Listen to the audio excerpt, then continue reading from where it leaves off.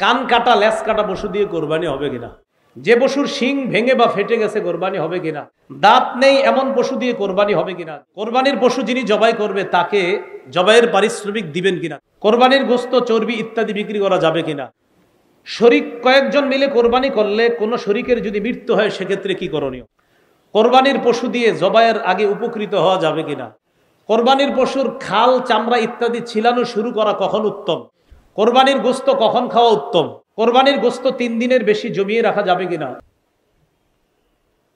প্রশ্ন, নাবালকের পক্ষ থেকে অভিভাবক কোরবানি যদি দেয় আদায় হবে কিনা।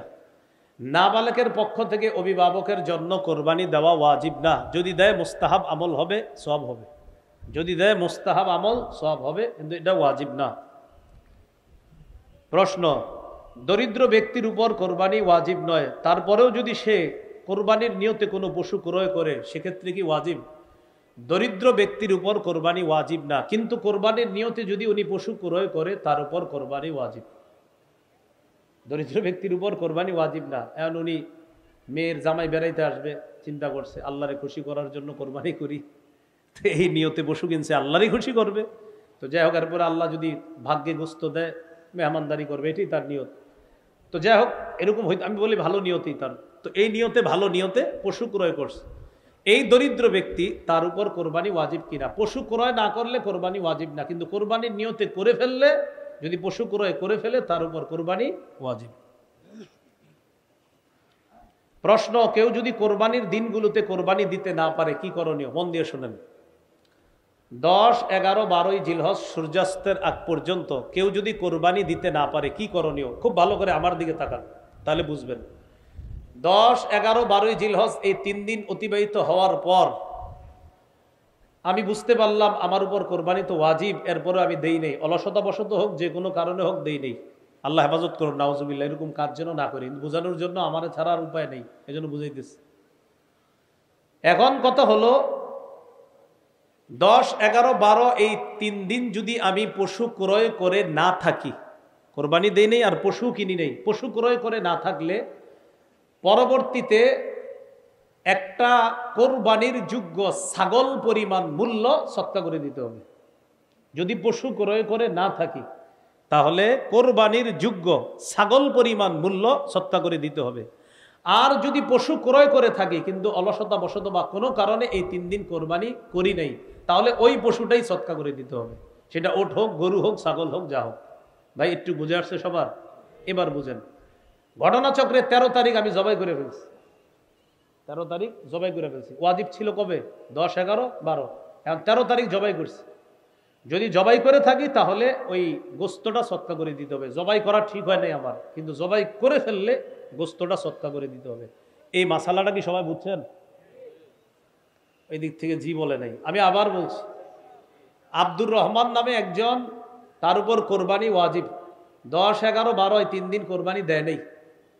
এখন যদি সে পশু ক্রয় করে না থাকে তাহলে পরবর্তীতে কোরবানির যোগ্য একটা ছাগল পরিমাণ মূল্য সদকা করে দিতে হবে। আর যদি পশু ক্রয় করে থাকে তো ওই পশুটাকেই সদকা করে দিতে হবে। আর যদি সে মাসালা না জানার কারণে ওই পশু জবাই করে থাকে তাহলে পশুর ওই যে গোস্ত আছে যেগুলা, এগুলো আপনার কি করে দিতে হবে? সদকা করে দিতে হবে। প্রশ্ন, প্রথম দিন থেকে কোরবানি করা কখন থেকে উত্তম? বাস ঈদের নামাজের পর থেকে। আগে আগে ঈদের নামাজ পড়বেন, আগে আগে ঈদের নামাজ পড়ে আগে আগে কোরবানি করবেন, এটাই উত্তম। ফজরের পরে কোরবানির ঈদের নামাজ বেশি বিলম্ব না করা। এত বিলম্ব করে আমাদের দেশ। এখন তো 4:40 ফজর হয় মিরপুর, আমি যেদিকে থাকি আর কি, ওখানে 4:40, এদিকে এরকমই হবে মনে হয়, 4:40 বা 5 মিনিট এদিক সেদিক হবে। তো দেখেন 4:40 যদি ফজর হয়, লম্বা সময় কিন্তু আপনার। 7টায় যদি জামাত দেন তো 5টায় যদি ফজর শেষ হয়, এরপরে 2 ঘন্টা থাকে। তো যাই হোক, এটা বললাম আর কি। উত্তম হলো তাড়াতাড়ি ঈদুল আজহার নামাজ পড়া আর তাড়াতাড়ি কোরবানি করা। আল্লাহ আমাদের সকলকে এই সুন্নাহগুলোও জিন্দা করার তৌফিক দান করেন। রাতে কোরবানি করা যাবে কিনা? রাতে কেউ যদি 10 তারিখ রাতে কোরবানি করে আদায় হয়ে যাবে, কেউ যদি 11 তারিখ রাতে কোরবানি করে আদায় হয়ে যাবে, তবে অনুত্তম, কাজটা ঠিক হয় নাই, মানে ভালো হয় নাই, অনুত্তম কাজ হয়েছে। 10 তারিখ রাতে যদি কেউ কোরবানি করে হয়ে যাবে, অনুত্তম হয়েছে। 11 তারিখ রাতে যদি কেউ কোরবানি করে হয়ে যাবে, কাজটা সুন্দর হয় নাই। দেখি বুঝে থাকলে আলেম ছাড়া অন্যরা বলেন 12 তারিখ রাতে করলে হবেই না, কারণ 12 তারিখ রাতে তো আর টাইমই নেই।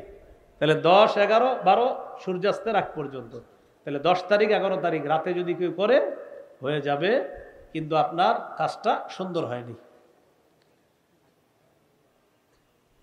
কোরবানির উদ্দেশ্যে ক্রয়কৃত পশু, এই পশু যদি সময়ের পর জবাই করে, এটা আমি আগে বলছি, একটা বলছিলাম ওই যে জবাই করতে পারে নাই, তো আগেও বলছিলাম সময়ের পর যদি জবাই করে তাহলে আপনার ওই গোস্তটা সৎকা করে দিতে হবে, এটা একটু আগে বলছিলাম।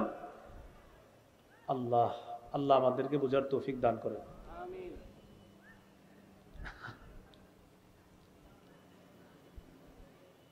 জীবিত পশুটা কিনছিলেন, খুব বুঝেন, 50,000 টাকা দিয়ে জীবিত পশু। এখন এই পশু আপনি ভুলে জবাই করে ফেলছেন। এখন জবাই করার পরে গোস্ত মাপার পরে দেখেন কি এই পশুর গোস্তের দাম হয় 45,000, কিনছেন কত দিয়ে? 50,000। এখন ওই যে আপনি ভুল করে জবাই করছেন, এখন গোস্তগুলা দেখছেন যে বাজারের রেট অনুযায়ী এই 45,000 টাকা আছে গোস্তের দাম, গরু কিনছেন কত দিয়ে? ওই আরো 5,000 টাকাও সৎকা করবেন, গোস্ত সৎকা করবেন, আর ওই যে 5,000 টাকা এটাও সৎকা করবেন। হ্যাঁ, বুঝেছেন কথাটা? আপনি কিনছেন, কেনার পর এখন ভুল কইরা জবাই করেন নাই, কোরবানির দিন চলে যাওয়ার পর জবাই করছেন, জবাই করার পর এখন গোস্ত সৎকা করে দিবেন।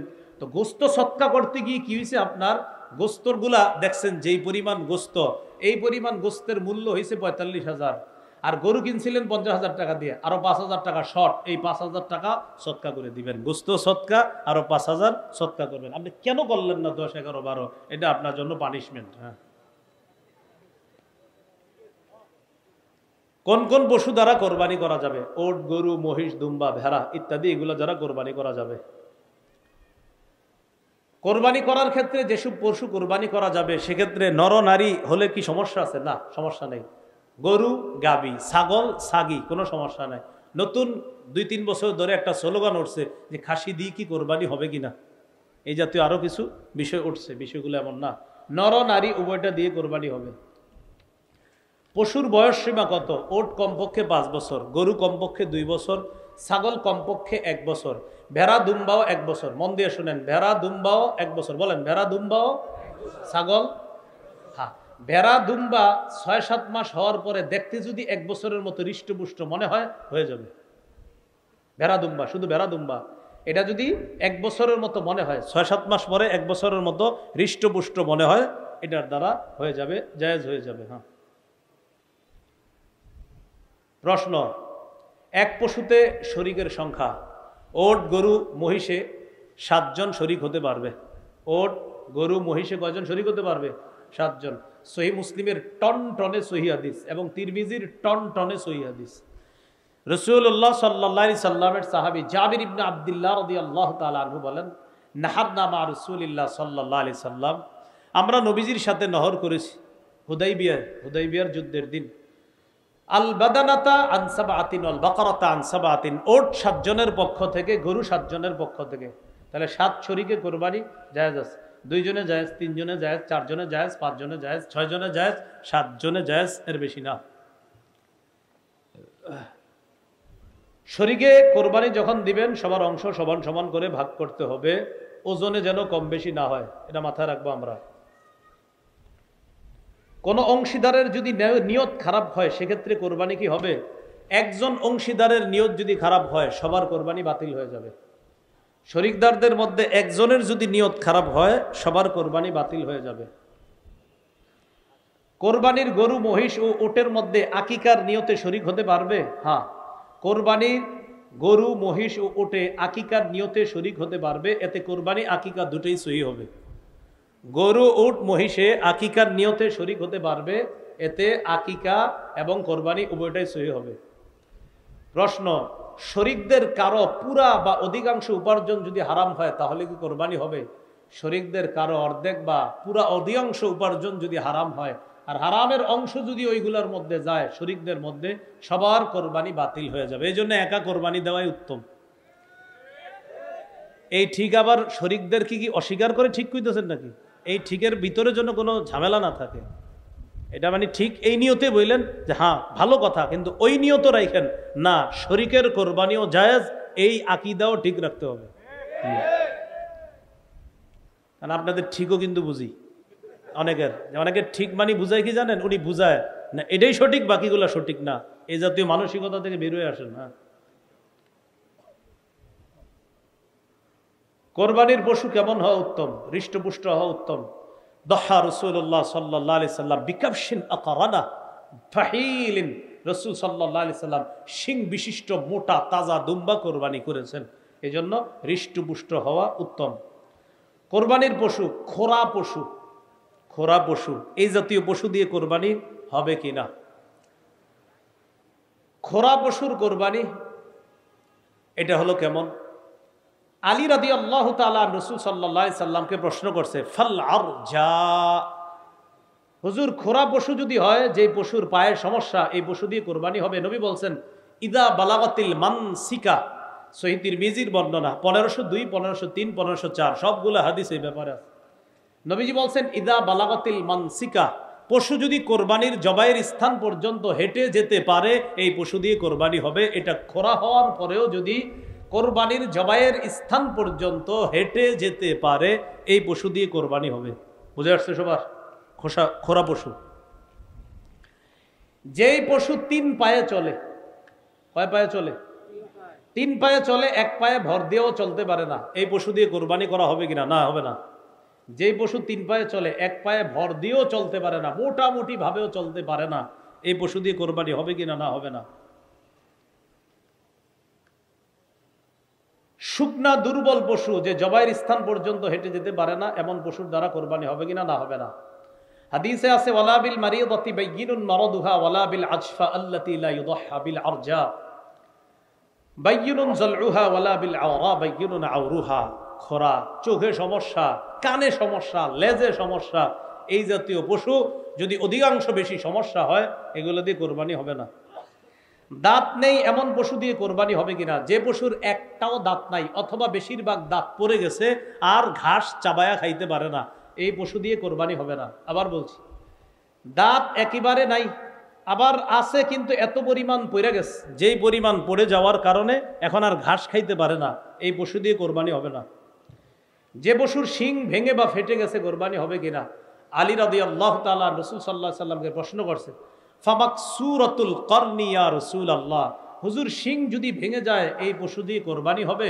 নবী বলছেন লা বাসা বিহি, সমস্যা নাই, শিং যদি অর্ধেক ভাঙা যায়, কোরবানি হয়ে যাবে। কি শিখলাম? অর্ধেক যদি আপনার মোটামুটি ভেঙে গেছে, একটু 2-3টা ফুটা পড়ছে, তত সমস্যা হয় নাই, তাহলে কোরবানি হয়ে যাবে। শিং যদি গোড়া থেকে ভেঙে যায়, যে মস্তিষ্ক, মজ্জা ইত্যাদি বের হয়ে যায়, দেখা যায়, এই পশু দিয়ে কোরবানি হবে না। শিং মাঝখান থেকে কিছুটা ভাঙছে অথবা সামান্য একটু ভেঙেছে কোথাও, এটা দ্বারা হয়ে যাবে। গোড়া থেকে যদি ভেঙে যায়, মস্তিষ্ক শুকায়া যায়, এই পশু দ্বারা কোরবানি হবে না।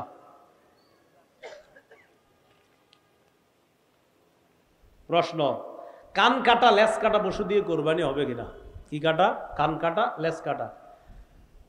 কান যদি অর্ধেকের বেশি কাটা থাকে, লেজ যদি অর্ধেকের বেশি কাটা থাকে, পশু দিয়ে কোরবানি হবে না।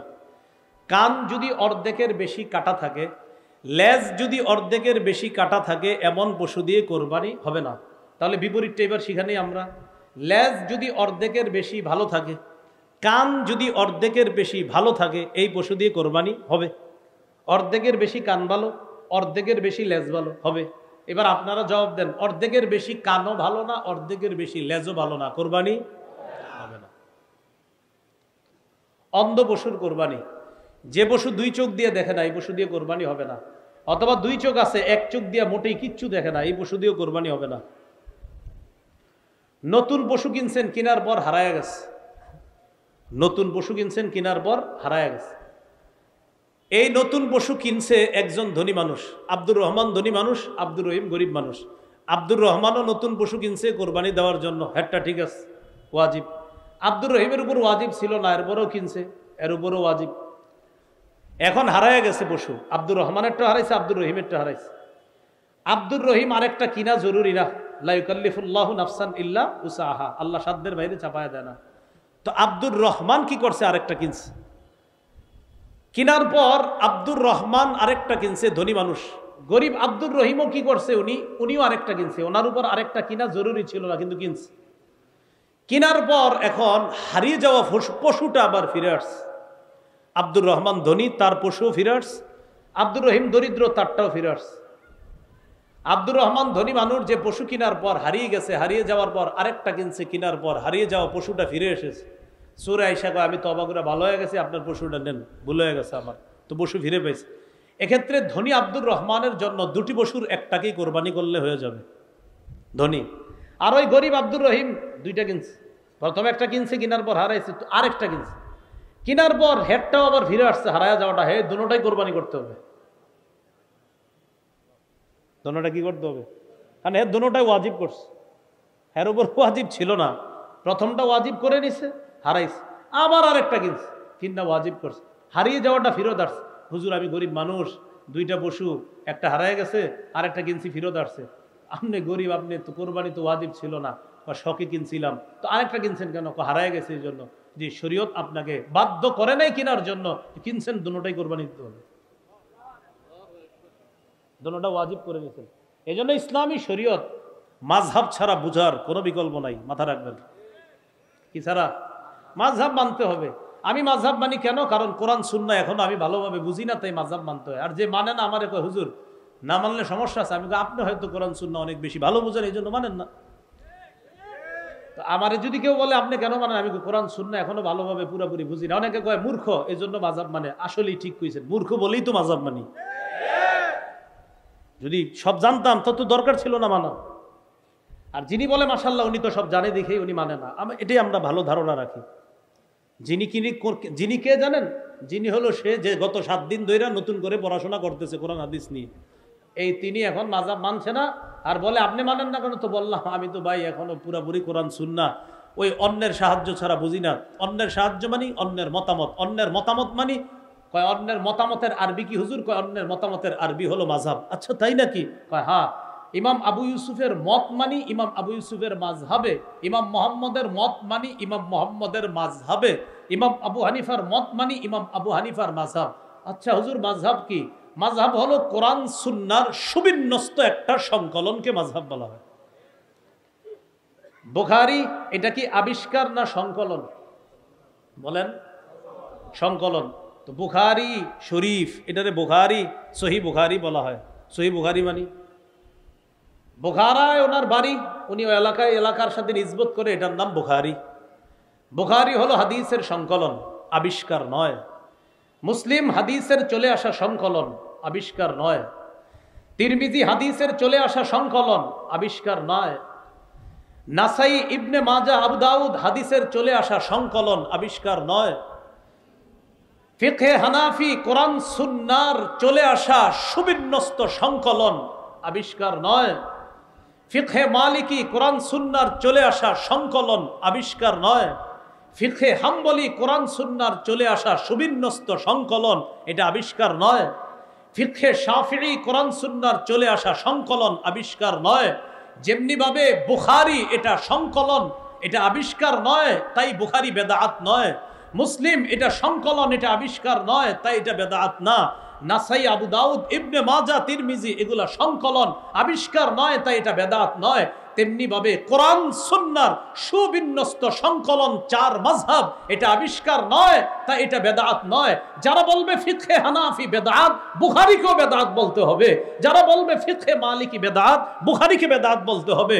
যদি বলেন না বুখারী তো সংকলন, তো ফিকহে হানাফিও সংকলন, মুসলিম সংকলন, ফিকহে হানাফি সংকলন, সেটা যদি জায়েজ হয় এটাও জায়েজ না। বুঝা বলে সংকলন, আবিষ্কার আর সংকলন, 2 বাংলা মনে রাখবেন, সারা জীবন অনেক কিছু সমাধান হয়ে যাবে। এই জায়গায় আমরা ভুল করি। সংকলন, সংকলন আর আবিষ্কার। বুখারী এটা সংকলন, এটা আবিষ্কার নয়। ফিকহে হানাফি এটা সংকলন, আবিষ্কার নয়। কোরআন সুন্নাহর সুবিন্যস্ত সংকলন, মনে রাখবেন। তা আপনি কোরআন সুন্নাহর সুবিন্যস্ত সংকলন হানাফি ফিক কেন মানেন? কারণ আমি এখনো পারি না পুরোপুরি, তাই। আর যে মানে না কেন? উনি সব পারে পুরোপুরি, তাই মানে না। 7 দিন পড়াশোনা করতেছে, কয়দিন? সব আল্লাহ তাআলা দিয়ে দিছে, হয়তো এই জন্য মানে না। আল্লাহ বুঝার তৌফিক দান করেন। তো বলছিলাম হারিয়ে যাওয়া পশু, মাযহাব যদি না মানেন, এই মাসালা আপনার মাথায় ঢুকবো কেমনে কোন? প্রশ্ন, গর্ভবতী পশু, যেই পশু গর্ভবতী হয়ে গেছে, পেটে বাচ্চা আছে, এই পশু দিয়ে কোরবানি হবে কিনা? হয়ে যাবে কোরবানি। কোরবানি কি হবে? হয়ে যাবে। যদি সন্তান প্রসব আসন্ন হয়, যে তাড়াতাড়ি এই কি 2 দিনের মধ্যে হইতে পারে প্রসব, আর কোরবানিও সময় ঘনিয়ে গেছে, এক্ষেত্রে এই পশু দিয়ে কোরবানি করা মাকরুহ। অন্য আরেকটা পশু দিয়ে কোরবানি করেন, এটা দিয়ে না করা ভালো, এটা দিয়ে না করা ভালো। হ্যাঁ, জবাই করার পর যদি দেখেন বাচ্চা জীবিত, ওটারেও কোরবানি করে দিবেন, জবাই করে দিবেন। হ্যাঁ, তিরমিজির বর্ণনায় আসছে, ওটারেও জবাই করার কথা আসছে তিরমিজিতে। কোরবানির নিয়তে ভালো পশু কিনছেন, কেনার পর এমন দোষ দেখা গেছে, যে দোষগুলো এতক্ষণ বলছি, কানা, অন্ধ, লুলা, যেই দোষের কারণে কোরবানি হয় না, কেনার পরে দোষগুলো ধরা পড়ছে, এখন কি করবেন? তো কি করবেন? কোরবানি হবে না, এটা দিয়ে আরেকটা কিনবেন। কেনার পর দোষ ধরা পড়ছে, এটা দিয়ে কোরবানি হবে না, আরেকটি পশু ক্রয় করতে হবে। পশুর বয়সের ব্যাপারে ক্রেতাগণের অভ্যাস হলো, ও বলবে আপনাকে এটার বয়স 25 মাস, এটা 26 মাসের গরু। তা আপনি বলবেন, ভাই সত্যি করে বলেন, 2 বছর কিন্তু হইতে হইব গরু। হুজুর বিশ্বাস করেন, 14 গোষ্ঠীর কসম, 25 মাস, কথার কথা। এখন আপনি যদি কিনে আনেন, আনার পর আপনি তাকে বিশ্বাস করে কিনে আনে, এটা যদি কোরবানি করেন, কোরবানি হয়ে যাবে। তার কথা বিশ্বাস করে এটা কোরবানি করলে কোরবানি হয়ে যাবে। এই জন্য ক্রেতা ভাই যারা আছে, আমরা মিথ্যা কথা না বলি বয়সের ক্ষেত্রে। পশুর বন্ধা পশু, এটা দিয়ে কোরবানি হবে কিনা? বন্ধা পশু, হ্যাঁ, বন্ধা পশু দিয়েও কোরবানি হয়ে যাবে। কোরবানির পশু জবাই করা উত্তম কে? যার পশু সে জবাই করা উত্তম। যিনি পশু কোরবানি করবে, যার পশু তিনি জবাই করা উত্তম। জবাইয়ে একাধিক ব্যক্তি যদি শরীক হয়, সেক্ষেত্রে বিসমিল্লাহ কি উভয় বলতে হবে? জি, দুইজনেই বিসমিল্লাহ বলতে হবে। বিসমিল্লাহি আল্লাহু আকবার উভয় বলতে হবে। প্রিয় কসাই সাহেব যারা থাকবে, এদেরকে বলবেন, এরা পরে ছুরি নিয়ে আবার চালায়। মালিক যারা থাকবেন বলবেন, এই বিসমিল্লাহ আল্লাহু আকবার বলো, এটা বলাবেন। অনেক সময় দেখবেন বলে না। কোরবানির পশুর খাল, চামড়া ইত্যাদি ছিলানো শুরু করা কখন উত্তম? পশু পুরাপুরি নিস্তেজ হওয়ার পরে এই পশুর খাল, চামড়া ইত্যাদি এটা করা উত্তম। অনেক ক্ষেত্রে দেখা যায় এখনো নিস্তেজ হয় না, বাস শুরু করে দিছে, অলরেডি শুরু করে দিছে, এটা নিস্তেজ হবে। হ্যাঁ, নিস্তেজ হওয়ার আগেও যদি কেউ করে, মাকরুহ হয়ে যাবে, নাজায়েজের কিছু না, মাকরুহ হবে, কিন্তু নিস্তেজ হওয়া পর্যন্ত অপেক্ষা। প্রিয় ভাইয়ারা, আমার কথা হলো, যেহেতু আল্লাহরে খুশি করার জন্য কোরবানি করব, এই আমলে কোনো মাকরু কাজও আমরা করব না ইনশাআল্লাহ। কারণ আল্লাহরে খুশি করব, কেন আমি জেনে শুনে মাকরু করব? এজন্য কসাইকে বলবো, ভাই একটু পরে শুরু করেন।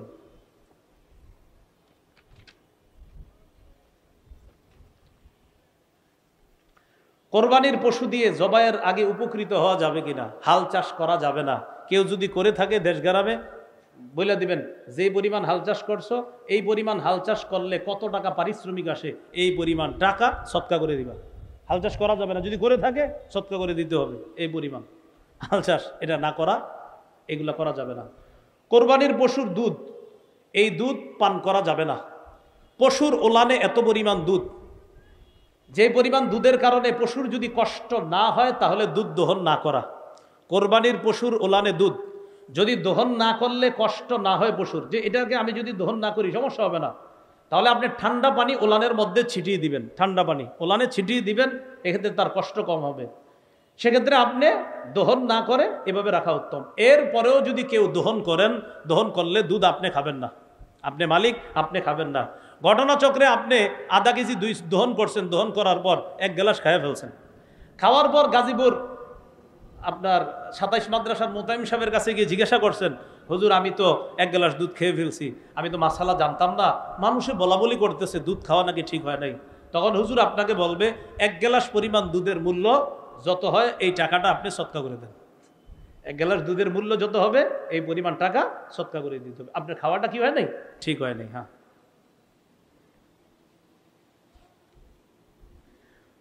শরিক কয়েকজন মিলে কোরবানি করলে কোনো শরিকের যদি মৃত্যু হয়, সেক্ষেত্রে কি করণীয়?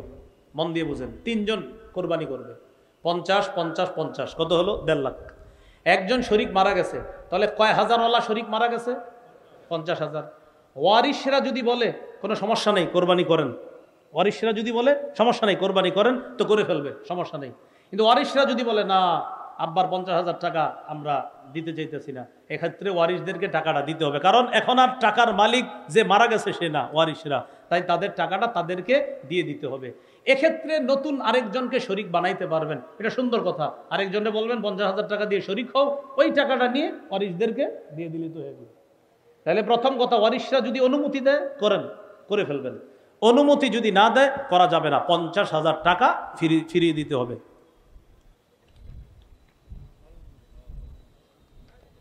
ধনী মানুষ একা পশু ক্রয় করলে পরবর্তীতে অন্য কাউকে শরিক করতে পারবে কিনা? একজন ধনী মানুষ 1 লক্ষ টাকা দিয়ে একটা পশু ক্রয় করছে, পরবর্তীতে চিন্তা করলো আমি আরেকজন একটু শরিক করি, 10, 20,000, 30 বা যেরকম বারে শরিক করা যাবে কিনা? যাবে। যেই পরিমাণ টাকা দিয়ে শরিক করবেন ওই পরিমাণ টাকা আপনি না খায়া দান করে দিন।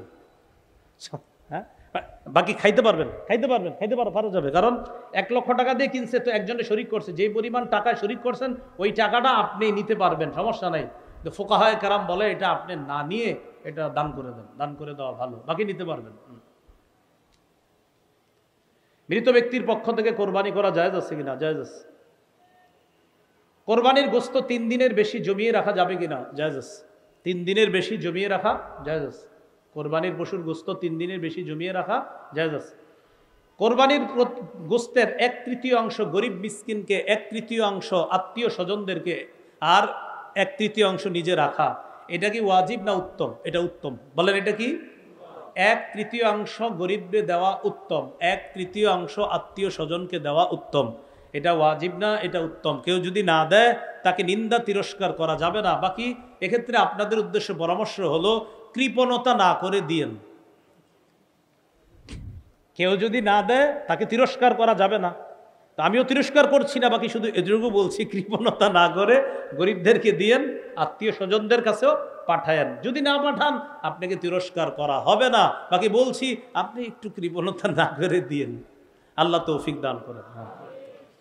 কোরবানির গোশত কখন খাওয়া উত্তম? কোরবানির দিন 10ই জিলহজ যিনি কোরবানি দিবে তিনি সর্বপ্রথম কোরবানির গোশত দিয়ে শুরু করা উত্তম। কোরবানির দিন 10ই জিলহজ যিনি কোরবানি দিবে ওই দিন সর্বপ্রথম কোরবানির গোশত দিয়ে তার খাবার খাওয়াটা উত্তম। এই 11 তারিখ 12 তারিখের জন্য না, এটা শুধু 10 তারিখের জন্য। আবার বলছি, কোরবানি তো 11 তারিখেও হয়, 12 তারিখেও হয়। কেউ যদি 12 তারিখে দেয় সে প্রথম গোশত খাবে, এই সুন্নত না, এটা না। এই সুন্নত শুধু 10 তারিখের। 10 তারিখে প্রথম যে কোরবানি করবে সে প্রথম গোশত খাবে, এটা হলো 10 তারিখের সুন্নত, 11 বা 12 তারিখের সুন্নত নয়।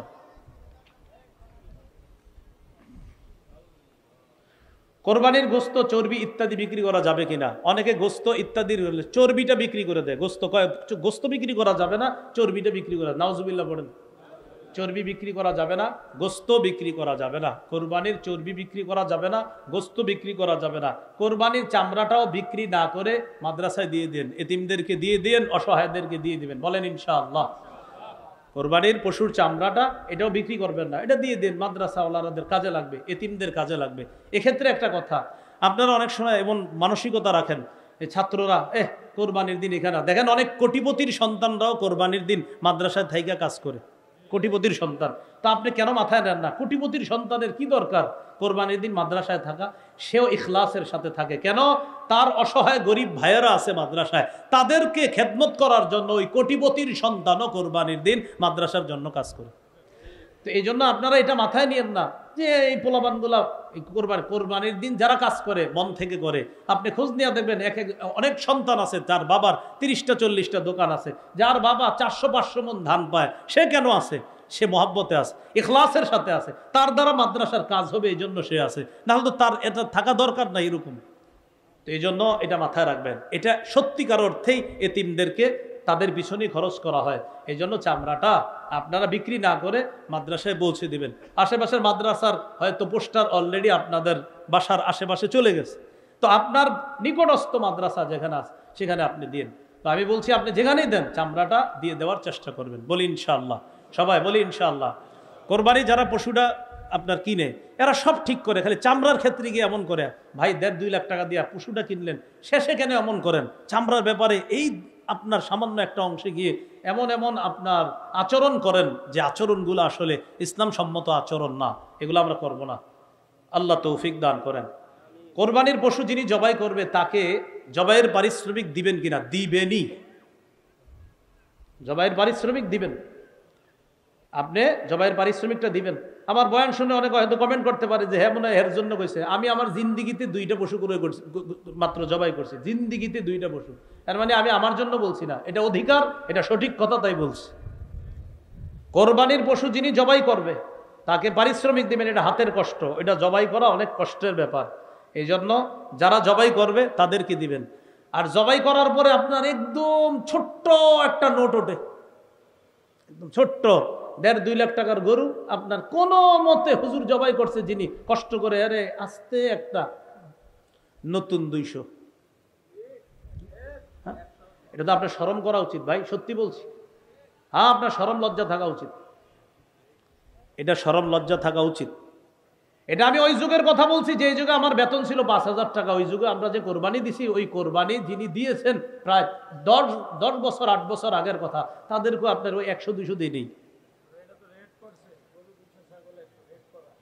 ও আচ্ছা আচ্ছা, সেটা আমি জানি না। আচ্ছা, যাই হোক, আপনারা এই জায়গায় একটু মহাব্বতের ইয়া রাখেন। তো এই জন্য আর এইরকম 100-200 করে কারে, এটা কি কোনো কথা?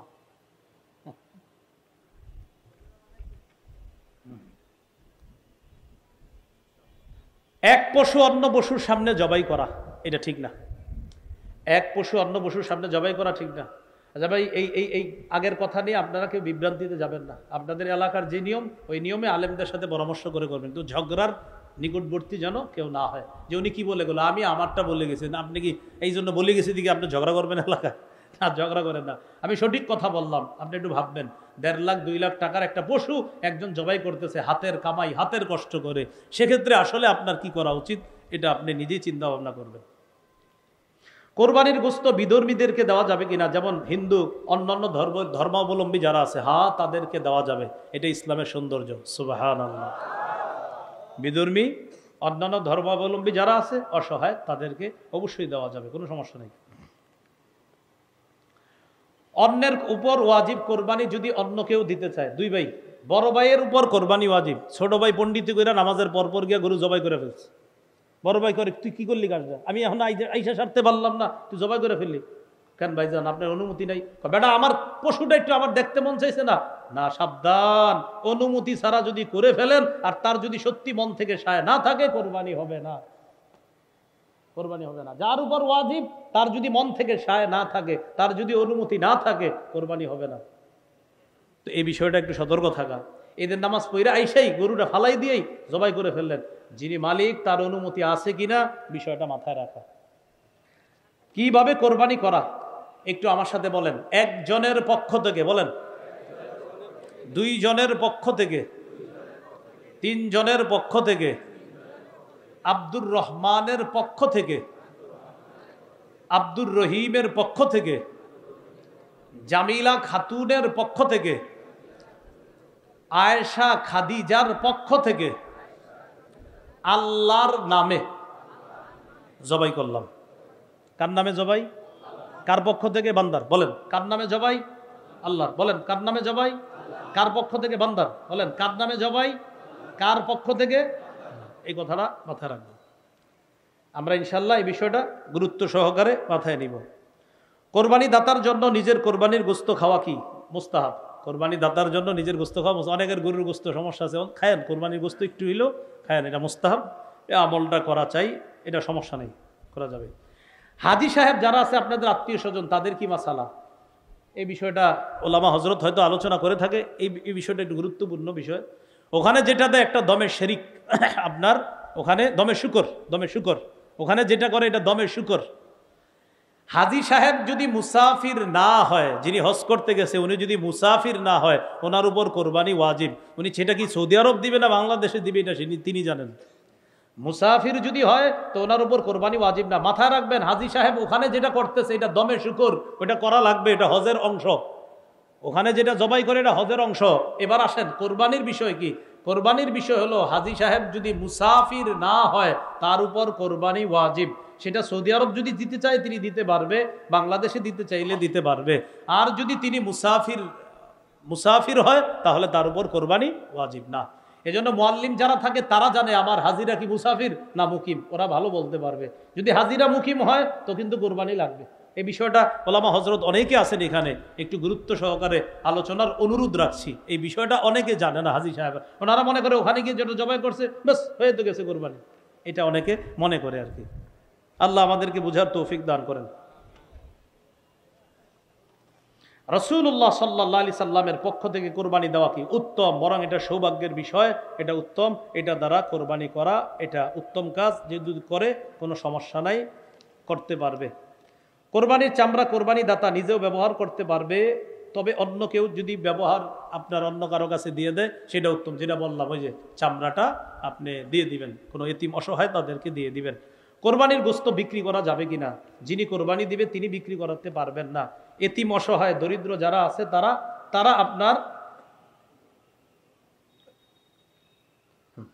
তো এটা হলো যারা এতিম অসহায় আছে আপনার, তাদেরকে দেওয়ার পরে তারা যদি বিক্রি করে সেটা ভিন্ন কথা, কিন্তু যিনি কোরবানি দিবে তিনি তার কোরবানির গোশত বিক্রি করতে পারবে না। সমাজের গোশত আছে না একটা, এটা কি এদিকেও আছে, সমাজের গোশত একজন লেখছে, তার মানে মনে আছে। আরেকটা বিষয়, লেখছে মানে আপনারা ভুলেও ভবিষ্যতে লেখা দিয়ে না, আমি কিন্তু লেখা দিলে প্রশ্নের উত্তর দেওয়ার মতো সামর্থ্যবান এখনো নাই, এই জন্য তো মাযহাব মানি, আগে তো বলছি। আমাদের শামসুদ্দ আশরাফি সাহেব, রেজাউল করিম আবরার ভাই, লুৎফুর রহমান ফরাইজি সাহেব, মুফতি শফিক কাসেমি হাফিজাহুমুল্লাহ, তারা মাশাআল্লাহ যোগ্যতা রাখে, প্রশ্ন দিবেন সাথে সাথে। আর আমার চোখে আর কি চলতে ফিরতে মুফতি যাকে বাংলাদেশে একমাত্র আমার কাছে মনে হয় তিনি বাস মুফতি দেলোয়ার সাহেব। হজরত যেখানে যা জিজ্ঞাসা করবেন আল্লাহ পাক জানে। আমি চিন্তা করি এই মনে হয় হুজুর মনে হয় এটা দিবে না, না সাথে সাথে আস্তে আস্তে একের পর এক বলতেছে অবাক হয়ে তাকায় থাকার মতো ফতুয়া স্বামী উনি কমে পড়ছে, সব সুন্দরভাবে বলতেছে, এটা অমুক জায়গায় আছে, এটা অমুক জায়গায় আছে, এটা বলতেছে, বলে দিচ্ছে হুজুর একদম অদ্বিতীয়। আমি নাউজুবিল্লাহ অন্যদেরকে ছোট করছি না, মানে আমার কাছে হুজুরের অদ্বিতীয় মনে হয়, বিশেষ করে সরাসরি প্রশ্নের উত্তরের ক্ষেত্রে আমাদের মুফতি দেলোয়ার সাহেব, হযরতের হায়াত আল্লাহ বরকত দান করে। তো যাই হোক, কোরবানির গোশত আপনার সমাজে দেওয়া বাধ্য না, এটা বাধ্য না, সমাজের যে গোশতটা চায় এটা বাধ্য না, যিনি কোরবানি দিবে তিনি দিতে বাধ্য না। তারপরে এটা মহব্বতের সাথে দিয়ে দিন, যদি দেখেন ঝগড়ার আশঙ্কা হয় দিয়ে দিন, না হয় আপনার নিয়ম করে সমাজ থেকে বাদ, এলাকা থেকে বহিষ্কার করো, বের করে দাও, ঝগড়ার আশঙ্কা হয়, তো এটা হলো বিষয়টা মহব্বতের, আপনার ওইটা বুঝাই দিবেন সমাজে যারা এগুলা করে যে ভাই বাধ্যবাধকতা করবেন না। মৃত ব্যক্তির পক্ষ থেকে, নামে না, নাম শব্দটা বলবেন না, পক্ষ থেকে, তো বলছি তো মাসালা গেছে না, মৃত ব্যক্তির পক্ষ থেকে কোরবানি দেওয়া জায়েজ আছে। আজকে এতটুকুই। আল্লাহ পাক রব্বুল আলামিন আমাদের সকলকে, আমরা কেউ উঠবো না, হজরত আসতেছে, ও হুজুর আইসা পড়ছে কাছাকাছি, এর আগে সামান্য সময় একটু আপনাদের সাথে মোজাকারা করবে আরেকজন, উনি করতে করতে আমাদের হজরত আসবে, আইসা ইনশাল্লাহ মঞ্চে উঠবে। আমরা এই সুন্দর পরিবেশটা রক্ষা করব, কেউ এখান থেকে আমরা যাব না, সুন্দরভাবে বসে শৃঙ্খলার সাথে বসে নায়েবে আমির সাহেবের দোয়ার মাধ্যমে ইনশাল্লাহ এরপর আমরা এখান থেকে বিদায় নিব।